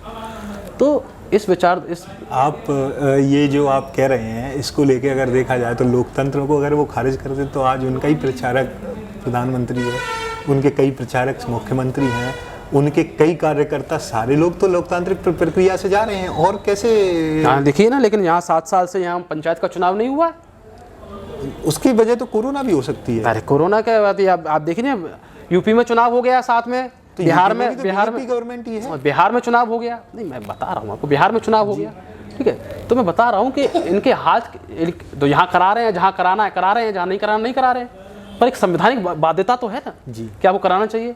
7 वर्षों से यहाँ चुनाव नहीं हुए हैं। यहाँ एक चुनी हुई सरकार थी, उसको क्या कहते हैं, गैरकानूनी तरीके से गिरा दिया गया, सबने देखा। सेकुलरिज्म को लेके सबसे ज़्यादा बात आप कर रहे हैं, आपने भी की, नेहरू को लेके आपने बात की। What is Nehru's secularism? I just give you one example. Hyderabad में निज़ाम ने तब के भारत के खिलाफ विद्रोह किया, क्योंकि सबसे लास्ट में जो कोई प्रिंसली स्टेट इंडिया से जुड़ी, दैट वाज हैदराबाद। उन्होंने इंडिया के खिलाफ बगावत की। कासिम रिजवी, जिसने इंडिया के ये कहा था कि मैं हिंदुओं को मार दूंगा, रजाकार सेना बनाई, उसने जब इंडिया के खिलाफ, जब बाद में जब उनका, चूंकि वो एक तरह से बैटल ही जो कहें, ऑपरेशन पोलो में उनकी हार हुई, उसके बाद नेहरू ने उनको राज प्रमुख बना दिया, हैदराबाद के निजाम ओस्मान अली खान को, मीर ओस्मान अली खान, और कासिम रिजवी को केवल 6 साल जेल में रखने के बाद पाकिस्तान डिपोर्ट करने का वो दे दिया। वहीं दूसरी तरफ महाराजा हरि सिंह ने कश्मीर ने वॉलेंटरली इंडिया में विलय किया, उनको जो है उन्होंने वहाँ से हटा दिया, पद से हटा दिया। तो ये नेहरू सेकुलरिज्म, अगर ये है नेहरू सेकुलरिज्म, ये ज़रूरत के हिसाब से नहीं। देखिए, जितना आपने डिटेल में बताया, ये डिटेल्स तो मुझे नहीं पता कि किसको किसने रखा, लेकिन इतना मुझे मोटा मोटा पता है कि जो हैदराबाद का निज़ाम था, ठीक है, उसको बलपूर्वक उन्होंने गिराया जी, ऑपरेशन पोलो के माध्यम से गिराया, ठीक है। और चुनौतियों का कारण भी ये था कि हैदराबाद भारत की बहुत अंदर में था, चारों तरफ से भारत के स्टेट्स थे, ठीक है। तो वो प्रयास भी करते, बाहर से मदद भी मांगते, ठीक है। तो स्थितियाँ नहीं बन पाती। अब क्या कारण रहे, इतना मैंने अध्ययन नहीं किया कि क्या कारण रहे, उन्होंने किस लिए बनाया। जबकि वहाँ जो जम्मू कश्मीर में मामला लगता है, जम्मू कश्मीर एक नेबरिंग स्टेट था, तो वहाँ की स्थितियाँ थी। और वहाँ दूसरी बात ये थी कि हैदराबाद की मुस्लिम जनसंख्या क्या है मुझे जानकारी नहीं, कितनी उस समय कितनी जनसंख्या थी, लेकिन शायद मेरे ख्याल से मुस्लिम बाहुल नहीं, हैदराबाद स्टेट जो थी 87% हिंदू, क्योंकि वो कुछ महाराष्ट्र का भी हिस्सा, कुछ छत्तीसगढ़ का भी, और प्रेजेंट डे आंध्र प्रदेश का भी हिस्सा उसमें, तेलंगाना का। हाँ, तो मेरे को ज़्यादा जानकारी नहीं, तो 87% उसमें हिंदू थे, 13% ज़्यादा उस पर मैं जब जानकारी नहीं तो मैं कहना जी तात्पर्य नहीं बनता। अभी अब आप कह रहे हैं कि आप नया नेतृत्व तैयार कर रहे हैं, कुछ मेरी रिसर्च है, मैं बताता हूँ कांग्रेस कैसा नेतृत्व तैयार कर रही है। उदित राज बीजेपी से ही गए हैं, उन्होंने अभी लिखा वो गाय के दूध से जो घी से जो बारिश होती है, ऐसा हाईकोर्ट, इलाहाबाद हाईकोर्ट के एक जज का कमेंट है, उस पे वो बारिश को बारिश लिख रहे हैं, बारिश लिखना उन्हें नहीं आता। हार्दिक अरे लेकिन यार यूपीएससी से क्या कहते हैं, इनकम टैक्स कमिश्नर रिटायर्ड हैं वो, अब वो जो भी है, लेकिन अगर ये स्थिति है जो बारिश, दूसरा अरे नहीं तो बारिश हो तो कहते हैं स्पेलिंग में से होती है, आपसे मुझसे भी हो सकती है, मुझसे हो सकती है। दूसरा हार्दिक पटेल आपके यंग एनर्जेटिक लीडर हैं, वो लिखते हैं आज दिल्ली में कमलनाथ, फेसबुक पे आज दिल्ली में कमलनाथ जी से शिष्टाचार मुलाकात हुई है, ऊपर लिखते हैं हार्दिक पटेल इज इन मध्य प्रदेश। ये फेसबुक पे एक पोस्ट नहीं लिख सकते, ये आपके लेकिन 25 लाख लोगों को 21 साल की उम्र में वो जुटा लेता था। वो 21 साल की उम्र में जुटा लेते थे, वो उस समय की 2015 की बात। लेकिन आप समझिए ना, मैं फिर बता रहा हूँ कि देखिए कई भारत में ऐसे कई आपको उदाहरण मिल जाएंगे, कई नेता मिल जाएंगे जिनको अंगूठा टेक थे। अब बताओ, जो आप जिस विषय पे चल के आ रहे हैं, तो उसमें तो क्या है, ये तर्क तो आरएसएस ने भी दिया था कि केवल शिक्षितों को वोट का अधिकार दिया जाए, केवल शिक्षित लोगों को राजनीतिक अधिकार दिया। लेकिन इस देश की स्थिति ऐसी है, जिस देश में ऐसा देखा गया है कि कई बार एक अनपढ़ से अनपढ़ सरपंच होता है, एक अनपढ़ विधायक होता है, वो भी देश को बहुत अच्छे चला सकता है। तो ये तो छोटी मोटी, लेकिन ये 2021 है। अरे तो ठीक है, ये तो छोटी मोटी आफतें हो सकता है कि भाई खुद नहीं कर रहा, कई लोग तो दूसरों से डलवाते हैं पोस्ट। अभी अब जैसे मैं यहाँ बैठा हूँ कार्यक्रम कर रहा हूँ, तो मेरा फोन क्या कहते हैं किसी और के पास है, तो वो पोस्ट डाल रहा है मेरे बिहाफ पे, तो सोशल मीडिया पे तो ये भी तो चलता है। तो माफी भी तो मांगनी चाहिए। माफी की क्या बात है, डिलीट करो, काम खत्म करो। अरे पर वो नहीं किया। अच्छा, एक और अभी दिग्विजय सिंह जी ने विभाजन विभीषिका दिवस पहली बार प्रधानमंत्री जी ने अनाउंस की, उस पर उन्होंने लिखा कि Savarkar was the first person who is responsible for the partition, and on the remarks of Savarkar, Muslim League followed that. Muslim League का ये खुद का आइडिया नहीं था, टू नेशन थ्योरी।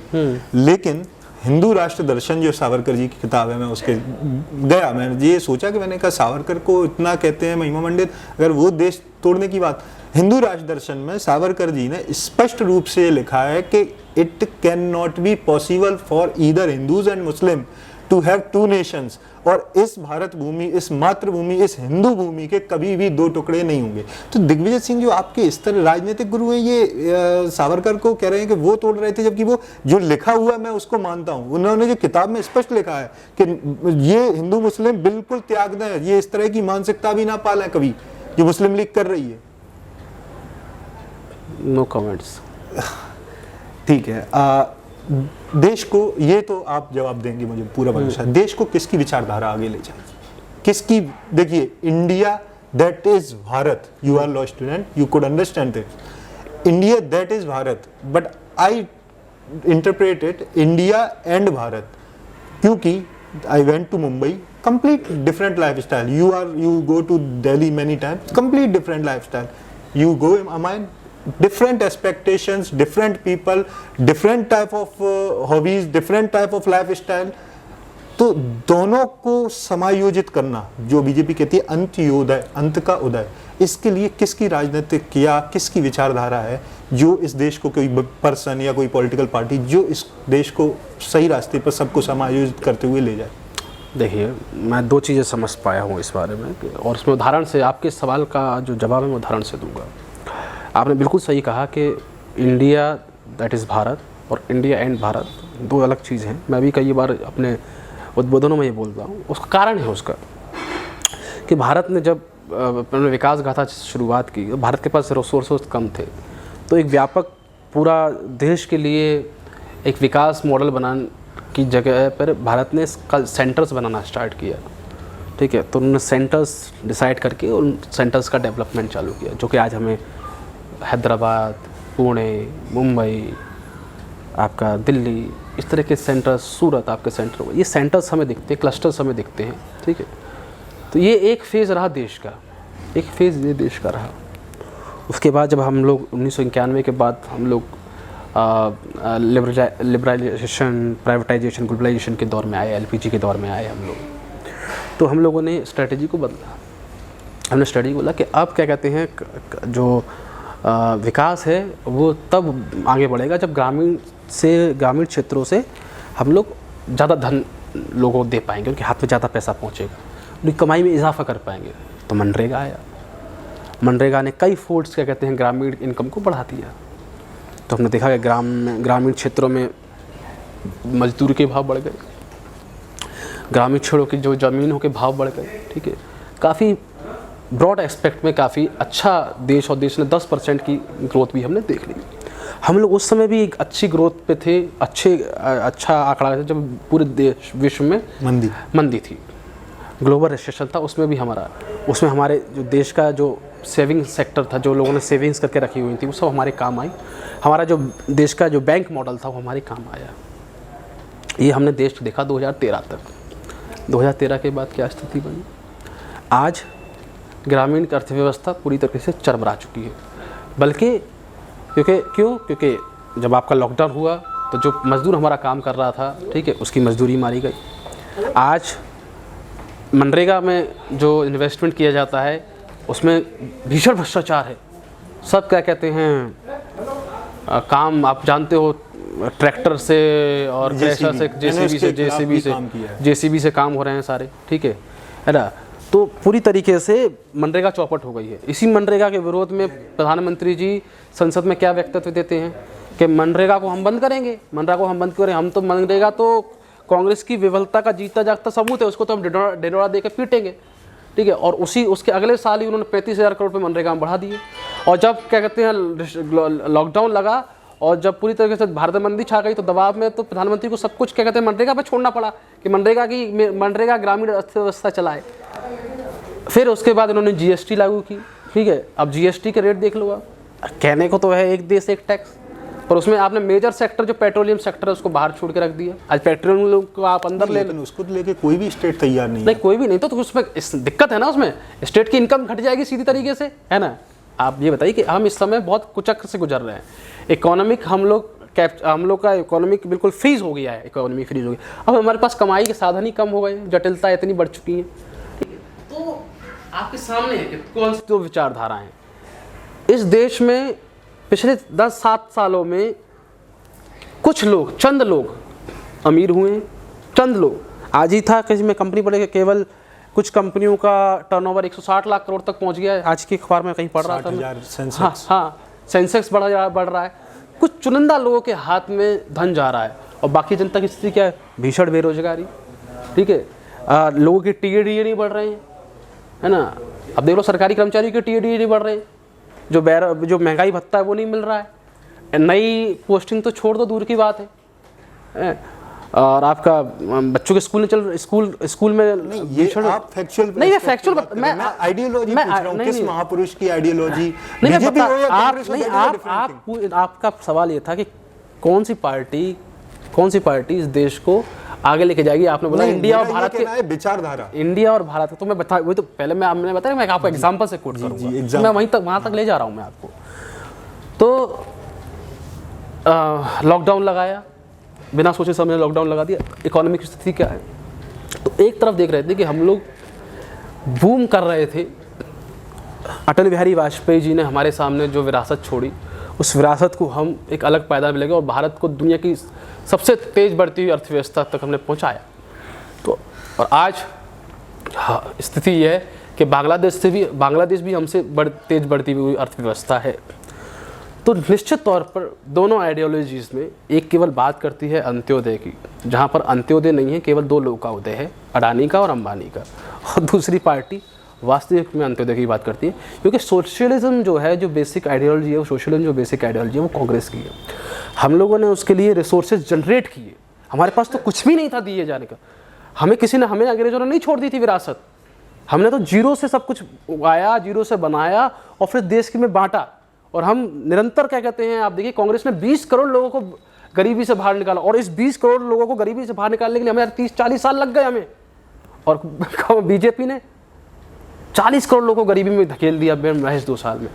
कितनी पीड़ा की बात है कि आज भारत की 80 करोड़ जनता फ्री राशन पे सरवाइव कर रही है।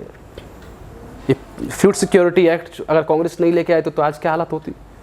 80 करोड़ जनता फ्री अनाज पे सरवाइव कर रही है। इस देश की क्या स्थिति बनेगी, हम कैसे एक अच्छा देश बना पाएंगे। लेकिन कुछ ऐसी चीज़ें हैं जो आप पर्सनली, मैं सीए में, आपकी पार्टी ने सीए का विरोध किया, लेकिन अभी परसों ही एक हिंदू परिवार के साथ पाकिस्तान में सिर्फ मस्जिद से पानी भरने के लेके बुरी तरह से बर्बरता की गई। आपको नहीं लगता CA is the need of the hour? ये कोई तो क्या आप एक काम कीजिए, मैं तो स्वागत करता हूँ कि आप पाकिस्तान के सब हिंदुओं को कह दी कि आपका स्वागत है, हम आपके लिए रास्ते दरवाजे खोल रहे हैं, भारत में आके आप निवास कीजिए, लेकिन आप हिंदू के लिए कर दो और फिर यहाँ के मुसलमानों को कहो कि आप चले जाओ। नहीं, पर ऐसा कोई सीए नहीं का आया। क्यों नहीं, मैं जो फ्रेमिंग थी, जो डेफिनेशन थी, विवाद क्या था सीए पे? सीए पे क्या विवाद था? सीए पे विवाद वही तो मुझे आज तक समझ में नहीं मैं आया। बताता हूँ सीए पे क्या विवाद था। सीए पे विवाद ये था, असम से चल के आया। सीए पे विवाद ये था कि हम लोग सीए लागू करेंगे और जो लोग अपने कागज नहीं दिखा पाएंगे रेसिडेंस के यहाँ पर, ठीक है, उनको बाहर का रेसिडेंस नहीं माना जाएगा, बाहर कर दिया जाएगा, ठीक है। फिर क्या कहते हैं इन्होंने, अब क्या हुआ कि रेसिडेंस बाहर कर, तो उसमें क्या है कि बड़ी तादाद में हिंदू, असम में हिंदू भी क्या कहते हैं शरणार्थी बहुत सारे हैं, ठीक है। तो फिर क्या किया इन्होंने, क्लॉज डाला कि एक्सेप्ट हिंदू। इन्होंने क्लॉज डाल दिया कि एक्सेप्ट हिंदू। तो आप समझ लीजिए आप क्या बात हो गई कि आप नहीं, जो आप बोल रहे हैं वो ऐसे नहीं था। हाँ। वो ये था कि 2014 तक के जो बाहर के रह रहे हैं उनको हम इंडिया में एक्सेप्ट मुस्लिम हम बुलाएंगे। नहीं, मैं आपको नहीं, ये आप जो बोल रहे हैं वो अलग कहानी है।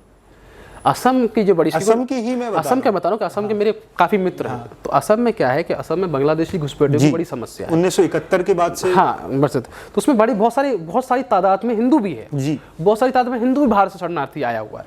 तो अब उस पर अगर नियम लागू करते हैं तो हिंदू को भी बाहर जाना पड़ेगा, बांग्लादेश जाना पड़ेगा। यही तो, इसीलिए तो सीए आया है कि 2014 तक जो आ चुके हैं वो यहीं रहेंगे। नहीं, 2014 तक नहीं, जो रेसिडेंस के प्रूफ नहीं दिखाएगा एक्सेप्टिंग हिंदू, हिंदुओं को वहाँ पर स्पेशल छूट दी गई कि हिंदू रह जाएगा, बाकी का कोई भी होगा वो चला जाएगा। नहीं तो हिंदू वहाँ जाएगा तो वैसे ही मारा जाएगा, बांग्लादेश में, पाकिस्तान में। नहीं, देखिए आप लेकिन लॉ के स्टूडेंट हैं। फिर मैंने कहा देखो, सुनो तो मेरी बात सुनो ना, आप लॉ के स्टूडेंट हो, आप बताओ कि कोई भी कानून क्या धर्म के आधार पर किसी में विभेद कर सकता है क्या? कॉन्स्टिट्यूशन ये बात कहता है कि रीजनेबल डिफरेंशिएशन हो सकता है। कैसे रीजनेबल ये है कि मुस्लिम को अगर आप बांग्लादेश में या पाकिस्तान में भेजेंगे तो they will not subjected to cruelty, they will not subject to cruelty. ऐसा कुछ भी नहीं है। अगर वो क्रूएल्टी उनसे नहीं हो रही होती तो वहां लौट के याद। अच्छा ये बताइए, अफगानिस्तान तो क्या कहते हैं मुस्लिम राष्ट्र है ना, आज तो अफगानिस्तान मुस्लिम राष्ट्र है ना, ये जितने भग रहे थे क्या हिंदू थे सब?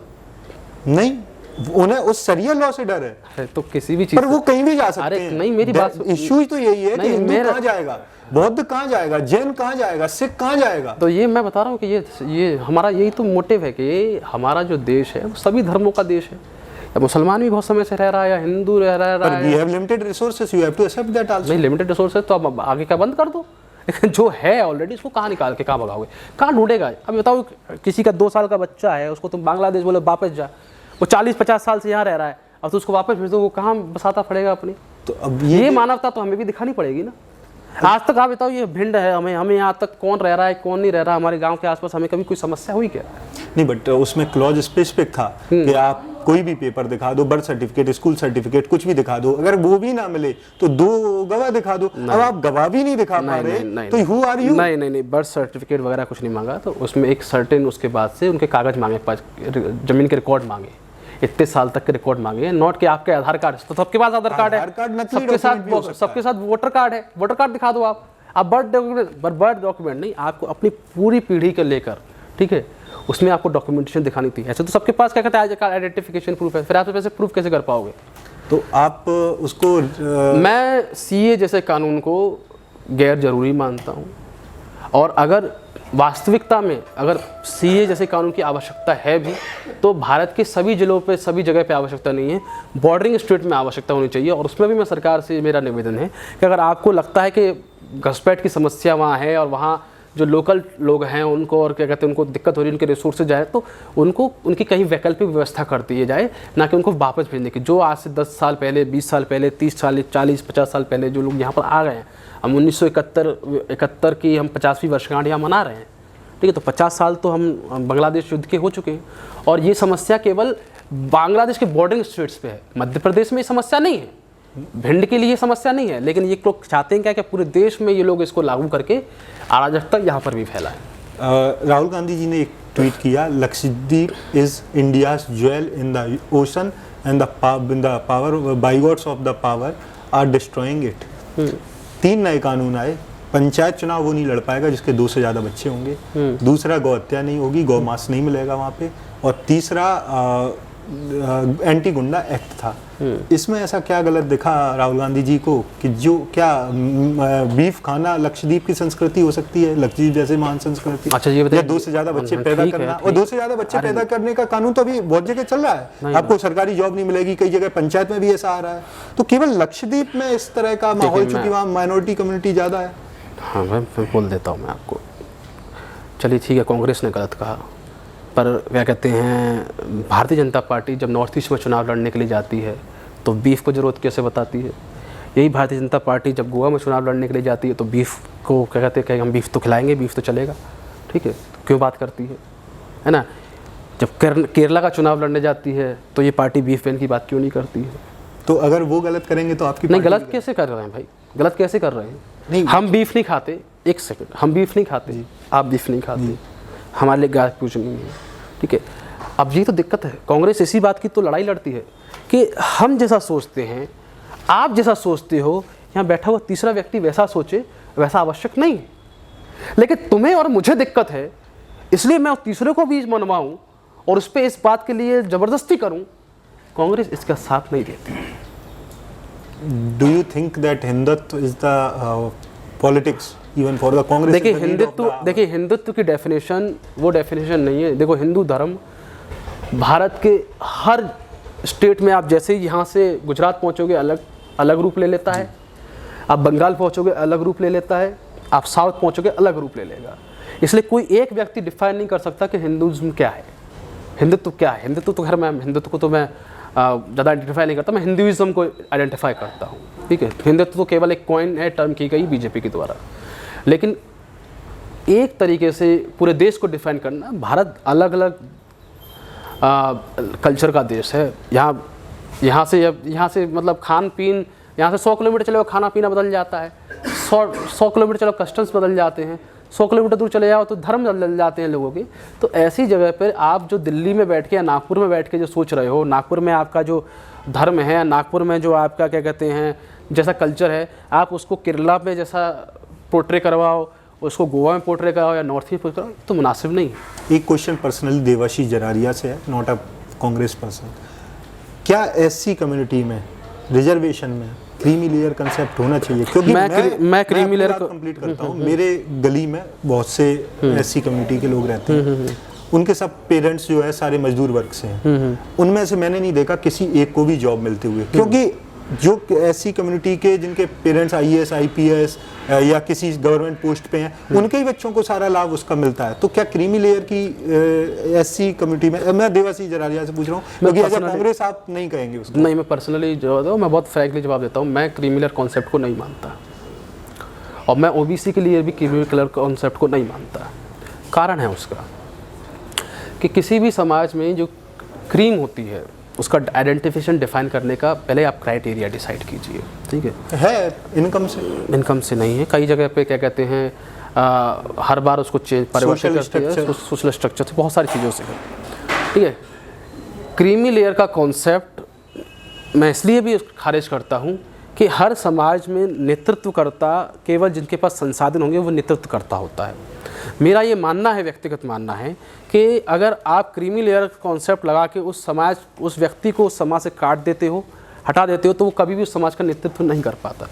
जितने भी नेतृत्व हुए हैं किसी भी सामाजिक लड़ाई के, किसी भी मूवमेंट के, तो उसमें जो कैपेबल पर्सन होता है वो उस मूवमेंट को लीड करता है, पहली चीज़। दूसरा पॉइंट ये है कि आप एससी में क्रीमी लेयर कैसे लगाओगे। आज पहले तो ये बताइए कि किस जगह पे कितने आईएएस बने, कि इस संस्थान में हमारा कितना प्रतिनिधित्व है, पहले आप उसको डिफाइन कीजिए। आप पहले बताइए तो कि क्रीम मोटी कितनी है, ये क्रीम मोटी कितनी है। क्या ये क्रीम इतनी मोटी हो गई है? भाई मलाई भी तो तब निकालोगे जब मलाई इतनी लायक हो जाएगा, उठने लायक हो जाए। जब मलाई उठने लायक नहीं होती और आप कच्ची मलाई को निकाल देते तो मलाई बीच में से टूट जाती है, आपके हाथ उसमें डूब जाते हैं। तो मलाई निकालने के लिए, मलाई होने के लिए आपको ये पता होना चाहिए कि मलाई कितनी मोटी पड़ी है। आपके हिसाब से? मेरे हिसाब से इसमें समय है, और जब ये समय पूर्ण हो जाएगा तो सबसे पहली आवाज़ जो कोई उठेगी वो इसी समाज से उठेगी। आप विश्वास तो कीजिए, क्या विश्वास? आप जिस बच्चों की बात कर रहे हो, जिस कॉलोनी में लोगों की वो इतने मूर्ख नहीं है, वो जानते कि हमारा अधिकार किसके हाथ में जा रहा है। जिस दिन वो बच्चा से सवाल उठाने लगे कि नहीं, मेरा अधिकार मुझे नहीं मिल रहा, मेरे समाज का वो भाई 3 पीढ़ियों से 4 पीढ़ियों से मेरे समाज का मेरा अधिकार खा रहा है, उस दिन मैं इस बात को मान लूँगा कि इस देश में क्रीमी लेयर की आवश्यकता है। कुछ हम अपने इंटरव्यू कंक्लूड करेंगे। कुछ अफवाह हैं जो आपके बारे में, इनके बारे में सिर्फ हाँ या ना में आपको जवाब देना है। अगर कोई ऐसा है ज़रूरी तो उसको एक लाइन में। आप जातिवादी उन्माद फैला के राजनीति करना चाहते हैं? बिल्कुल नहीं। जो कल की आपकी पोस्ट थी वो सकारात्मक थी, मैं आपको इसके लिए थैंक यू करता हूँ। आपने ये जो मेयर भोज पे चल रहा है उसमें आपने सोचा कि उसने जो भी कंट्रोल करने का किया, ये अच्छी राजनीति, मैं व्यक्तिगत रूप से अपना रिमार्क्स इस पर दे रहा हूँ। दूसरी अफवाह आपके बारे में है कि आप देश और हिंदू विरोधी हैं, जिसका आपने अच्छे से जवाब दिया। नहीं। ठीक है। तीसरा, कन्हैया कुमार, शाइल उमर खालिद, शैला राशिद, इनसे आपके आज ऐसे कोई कांटेक्ट हैं जो आपकी पॉलिटिकल आइडियोलॉजी को इम्पैक्ट करते हैं? पॉलिटिकल का मेरा तो वैसे ही कांटेक्ट नहीं रहे 3 साल, जब से दिल्ली से आया हूँ तब से तो कोई कांटेक्ट नहीं है। अब कांग्रेस दलितों की राजनीति या दलितों के मुद्दे नहीं उठा पाती? ऐसा नहीं है, बिल्कुल उठाती है। आप राष्ट्रीय राजनीति के लिए तो ठीक है, लेकिन भिंड के लिए जो है अभी आपको बहुत ग्रो करना है। मानता हूँ, एग्री जी। अब बस लास्ट क्वेश्चन, आपने अपने बारे में पॉलिटिकली सबसे बड़ी अफवाह क्या सुनी? 2-3 अफवाह तो आपने ली थी, सबसे बड़ी अफवाह उनके अलावा मैं सुनी है कि मैं बावरिया जी का दामाद हूँ। दीपक बावरिया। हाँ, मैंने भी ये सुना है। हाँ, लेकिन ऐसा कुछ भी नहीं है। चलिए ठीक है। बहुत बहुत धन्यवाद देवाशीष जी, आपके साथ आज आपका इंटरव्यू हमें टाइम मिला इसका, और आपको भविष्य की शुभकामनाएं देता हूँ। Because scholars is the need of the hour in the politics, क्योंकि अब वो राजनीति का दौर गया, ब्राह्मण और ये सब। आप अच्छे से राजनीति करें, जो भी आपका पॉलिटिकल फेट और इलेक्टोरल फेट होता है उसके लिए आपको शुभकामनाएं। बहुत बहुत धन्यवाद अखंड भाई, आपने भी बहुत समय बाद एक अच्छा इंटरव्यू देखने का मौका मिला है, अच्छा लगा। चलिए धन्यवाद। Thank you.